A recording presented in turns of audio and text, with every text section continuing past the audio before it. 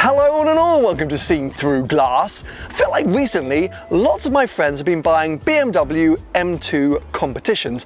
I can kind of understand why. As a sub 50k sports car, can you do much better? This right here is a very nice 2020 M2 Competition that Tony at Gravelwood Car Sales currently has up at 45 grand, and it just ticks so many boxes. However, there is one sort of problem if you're considering buying one of these cars, and that is this car, a standard BMW M2, because this is a 2017 M2 and it's 15 grand less than the M2 Comp. And if we're talking about finance, I jumped onto the Magnitude finance calculator and figured out that you can save about 250 quid a month if you go for a standard M2 instead of a Comp. So I thought today, whilst Tony has both of these cars in stock, I get behind the wheel of both of them and kind of work out whether you want to push yourself, spend a little bit more for the Comp, or in fact, you might be better off saving the money and sticking with the standard M2. Let's go find out.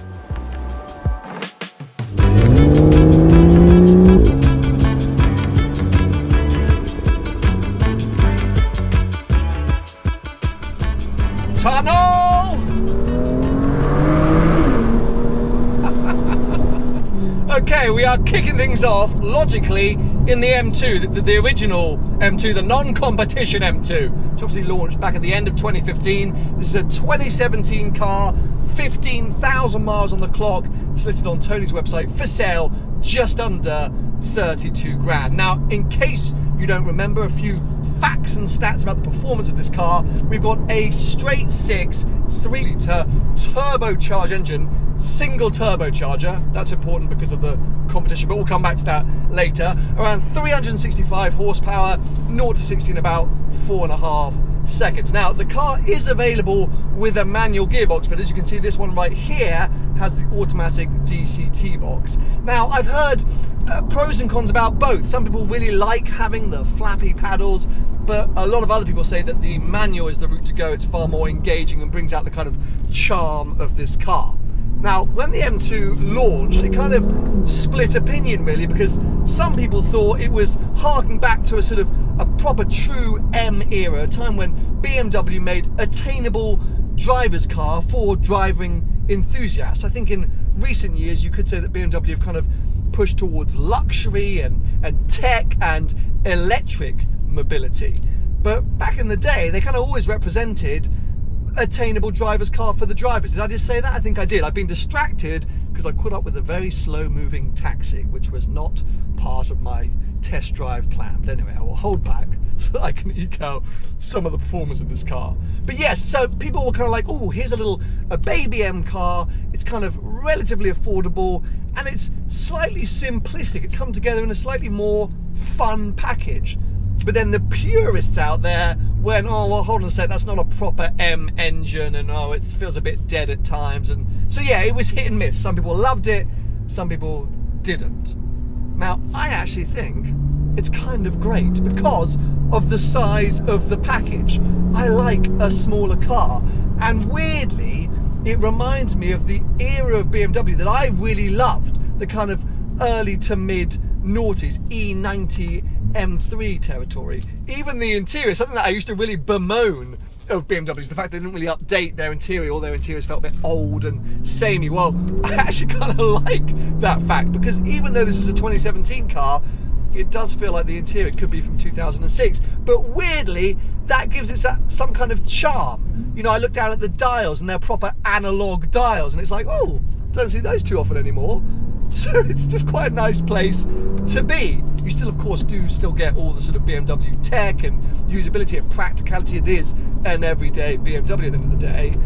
But there's something about it. It doesn't sound as good as I remember it did when it kind of launched. Apparently, when we get into the M2 Comp, sound is going to be an even bigger issue. But yeah, it's nice. It's almost nicer at lower revs. Once you start revving it out, start to feel a little bit synthetic, I think. But it's got a nice burble low down. The performance, I have to say, is not lacking. Okay, fine, under 400 horsepower, but who cares? Firstly, I'm pretty sure a quick tune will sort you out there. But secondly, it feels damn quick enough. I mean, these days,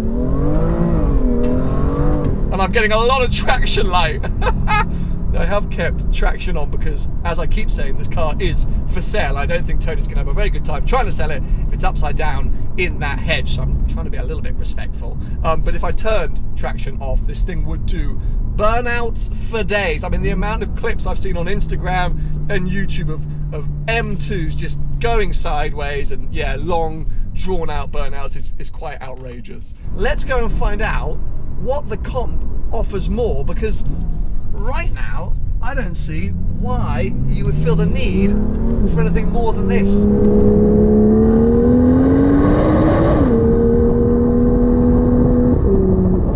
Now, before I jump into the M2 Comp, I kind of want to address the main difference between these two cars, and that being their engines. Now, I realise that I'm currently stood around the back and their engines are in the front, but the reason for that will become clear very soon.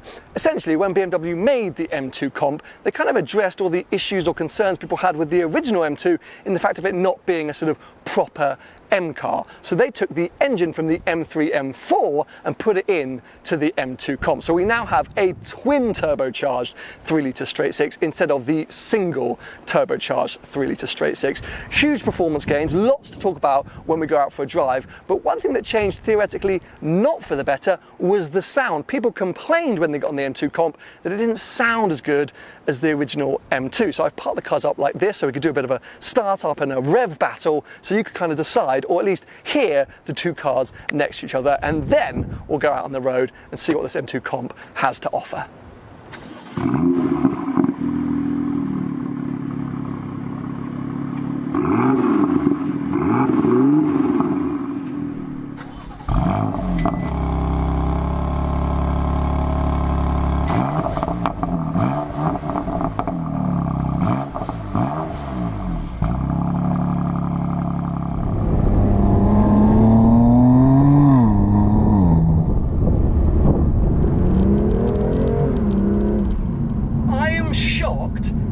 Immediately different this car feels and is. Even just sitting in the cabin, it's night and day from the original M2. I mean, I can kick things off with these seats. Okay, fine, maybe only a small change, but actually a really important one. These are the seats out of the M3, M4, and immediately you sit lower in the cabin. They're a bit more supportive. They're just more sporty.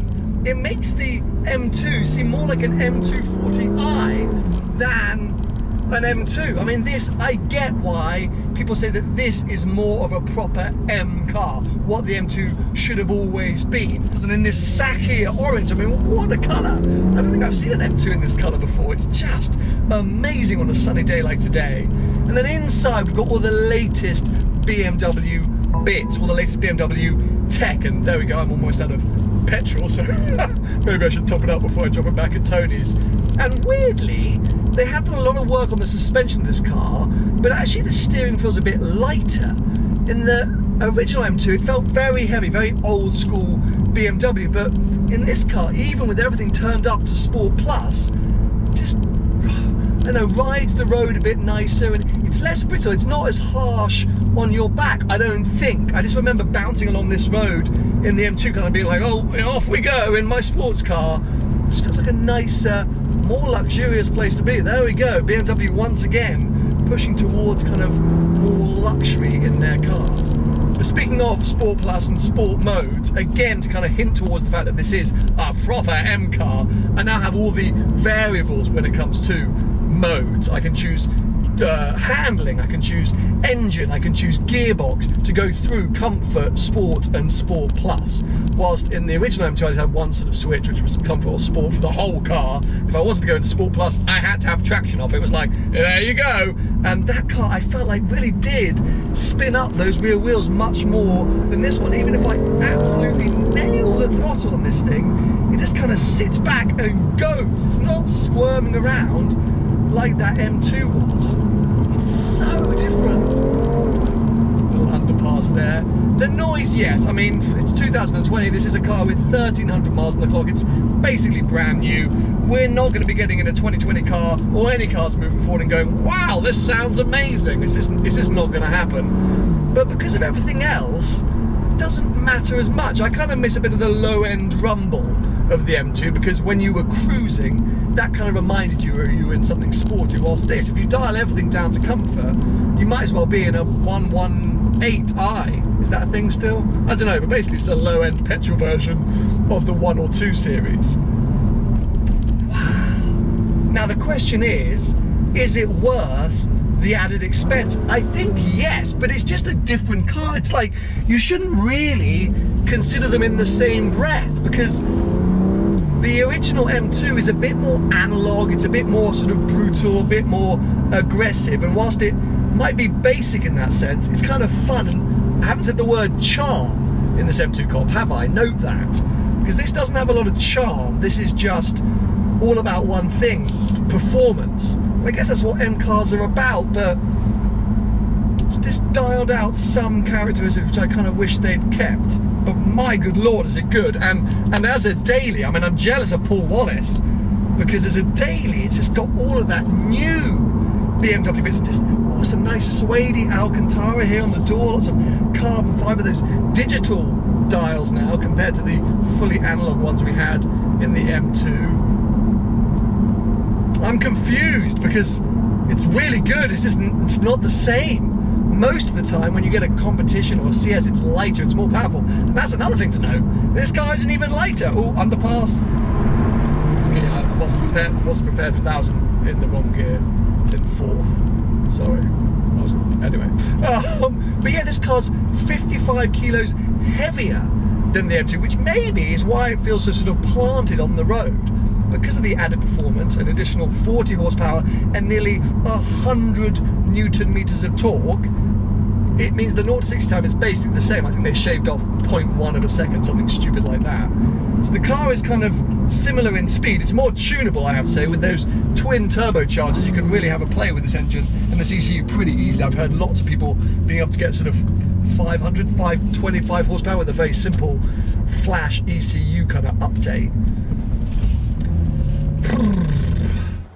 This is actually a really hard decision to make, a really hard question to answer, because fundamentally the M2 Comp is a better car in pretty much every way. I mean, it's faster, it's more precise, the interior is nicer. It appeals to me because it's kind of 2020 BMW, new era BMW, and it's got all these parts and bits that I really like. But the original M2 is more fun.